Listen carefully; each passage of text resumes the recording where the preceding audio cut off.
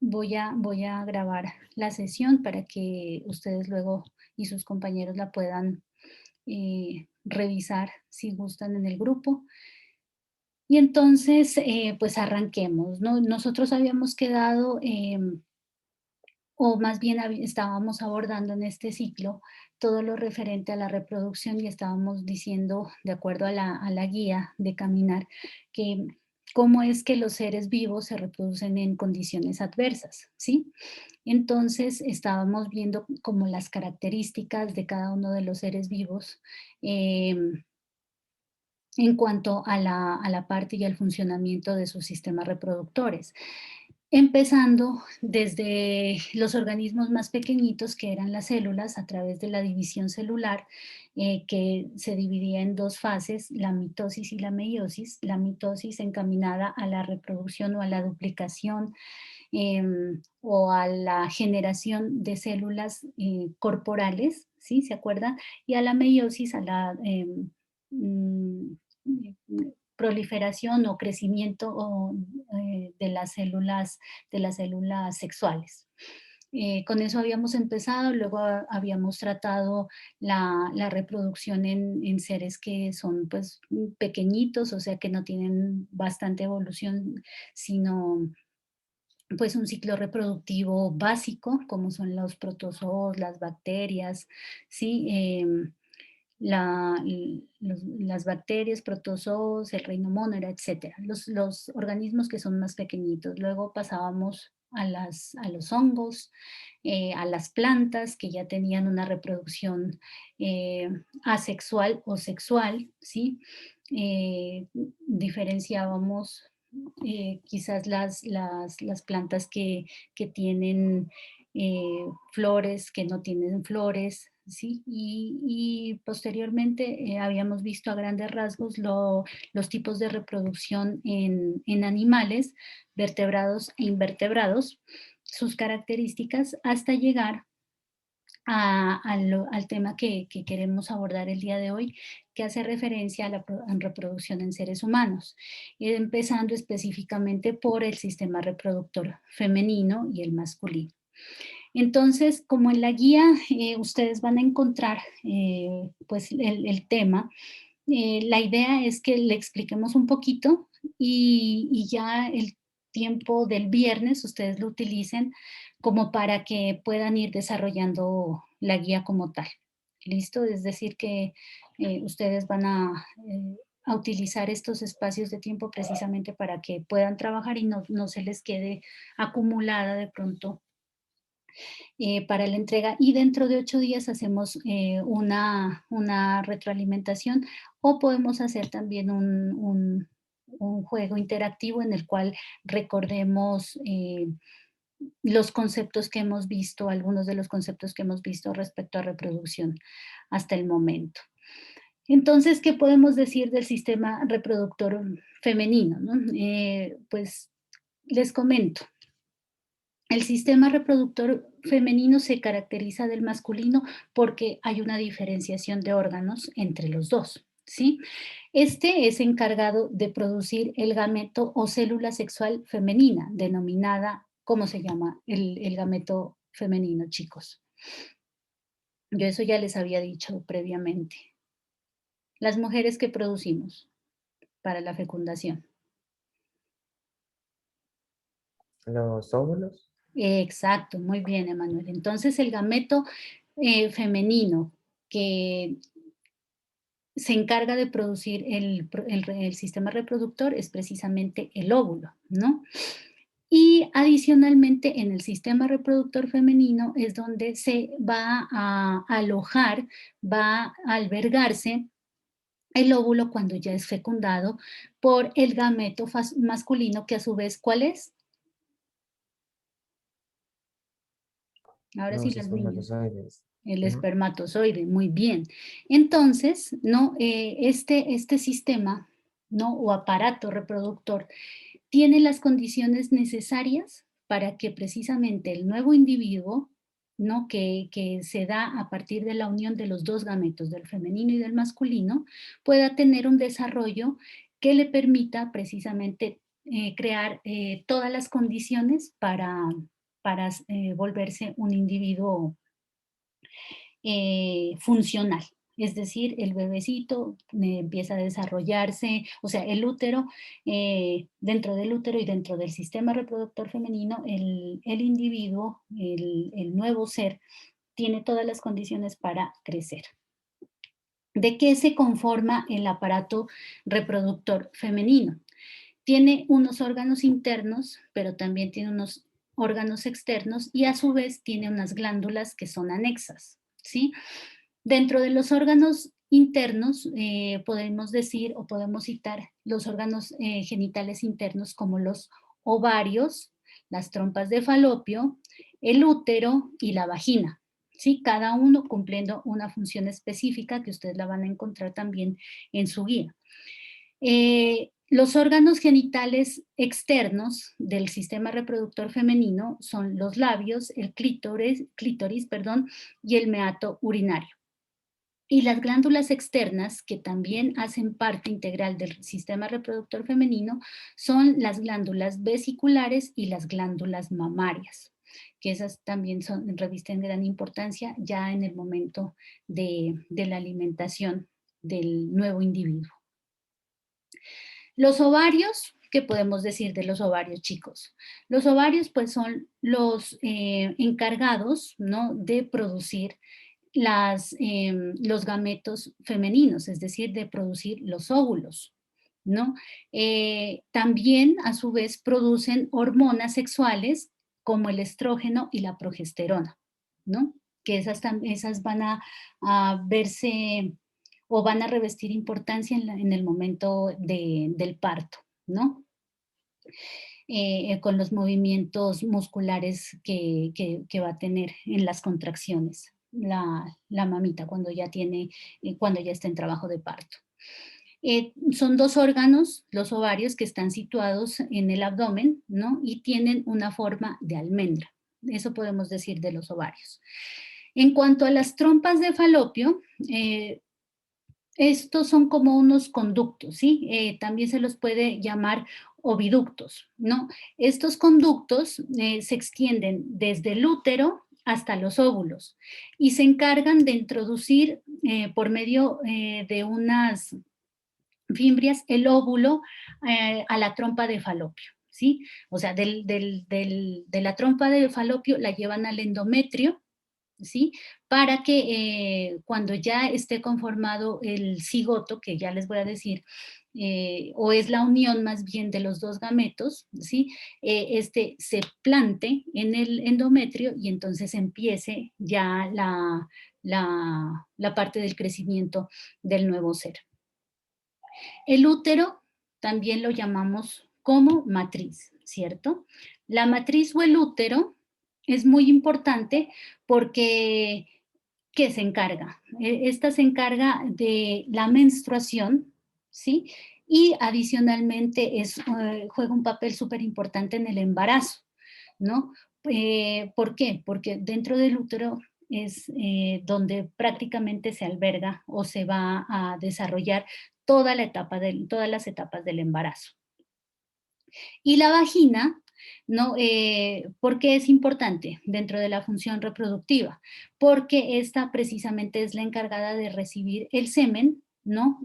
Cuando pues hay el coito y es el canal mediante el cual el feto ya va a salir en el momento del nacimiento. Entonces, bueno, y adicionalmente nos ayuda a expulsar el flujo menstrual. Los órganos genitales externos, los que les acabé de mencionar son los internos. Los órganos genitales externos, ¿no? Hacen referencia a los labios, al clítoris, al meato urinario. Los labios, que pueden ser los labios mayores o los labios menores. Los labios mayores son los que se visualizan a simple vista. Generalmente son los que tienen el vellito púbico, ¿sí?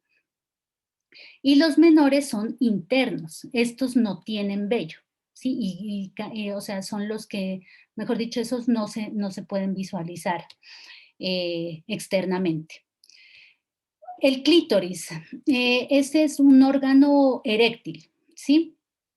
Este se llena de sangre cuando, eh, pues, se encuentran, o cuando sí, se encuentra en la función del coito, ¿sí?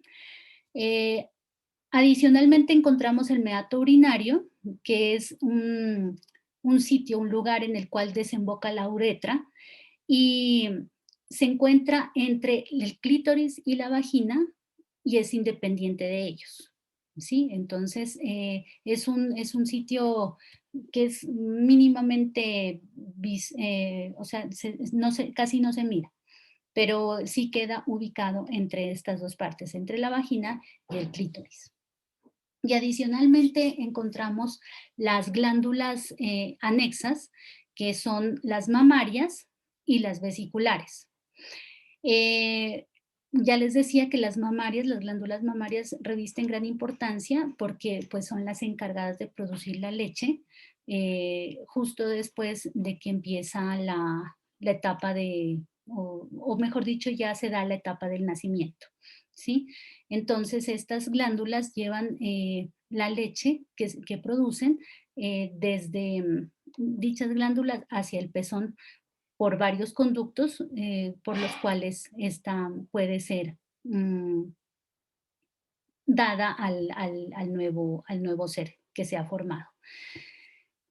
¿De qué consta el aparato reproductor masculino? Bueno, tenemos que mencionar que el aparato reproductor masculino, a su vez, así como el femenino, es el encargado de producir el gameto femenino, pues a su vez el masculino produce el gameto, pues obviamente el masculino, que son los espermatozoides. También está formado por órganos internos y externos y también tiene glándulas anexas. Entre los internos tenemos los testículos, la uretra y los conductos espermáticos. Entre los externos tenemos el pene y el escroto y como glándulas anexas podemos encontrar las vesículas seminales, las glándulas prostáticas y las glándulas bulbouretrales. Un poquito de explicación de estos órganos o glándulas. Entonces, los testículos, ustedes saben que son importantes porque se encargan de producir los espermatozoides, ¿sí? Adicionalmente, producen producen hormonas sexuales, ¿no? Como la testosterona, que es tan importante en el crecimiento y en los rasgos físicos masculinos de los caballeros, ¿no? Y ayuda también a la madurez sexual de los hombres.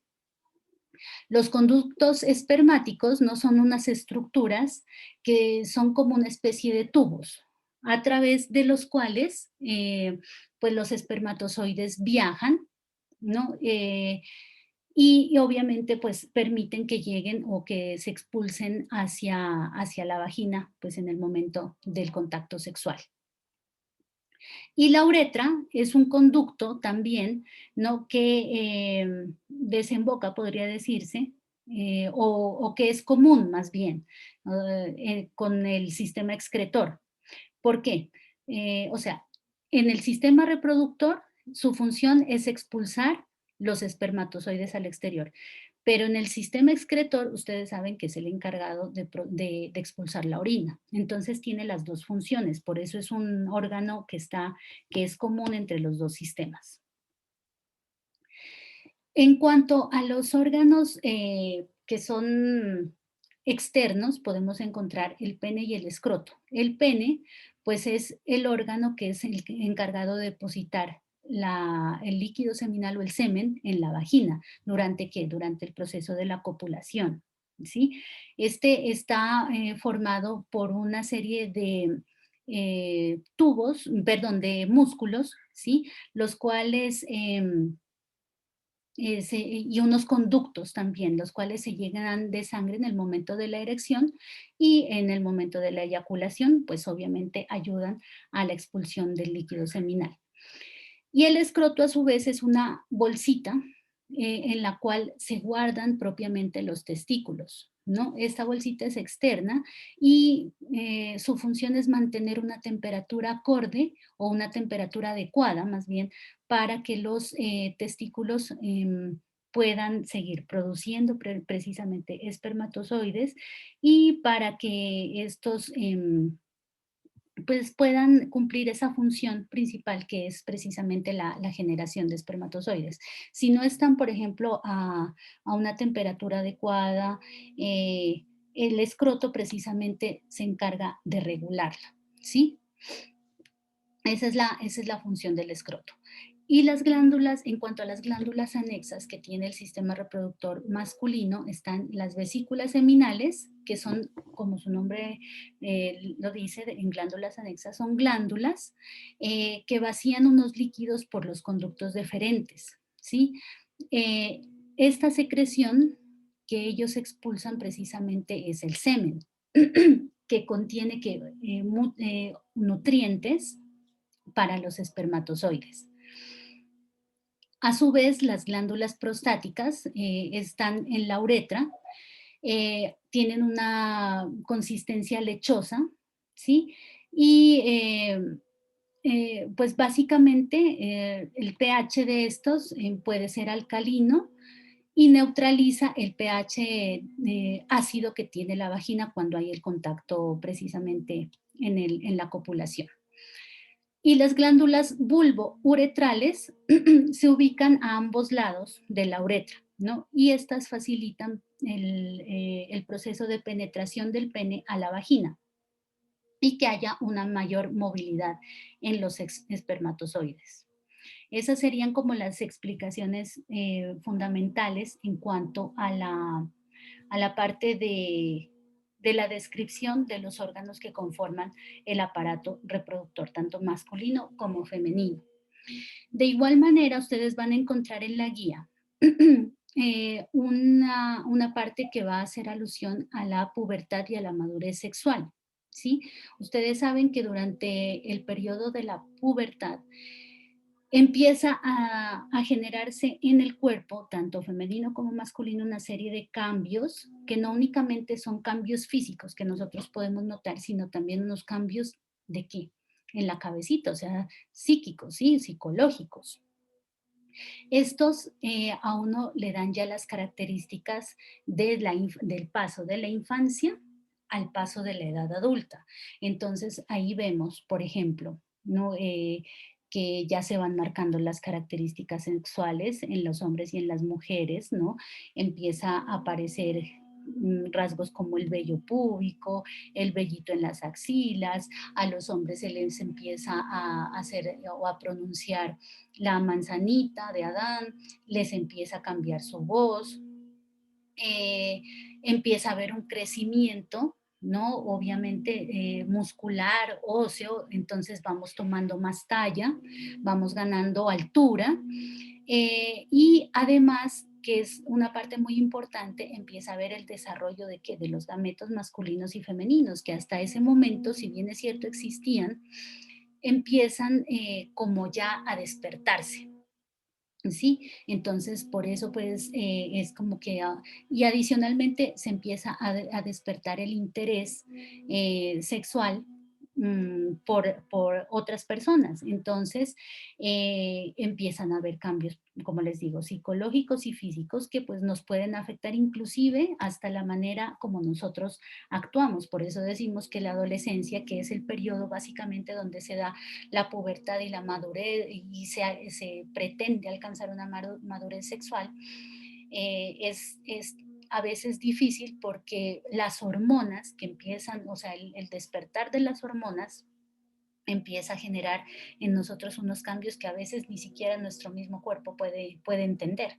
Por eso los cambios de ánimos, por eso, mejor dicho, a veces nos da ganas de comer, a veces se nos quita el apetito, estamos más activos o estamos más cansados. O sea, todo esto hace parte precisamente de los cambios que se están generando en esta etapa.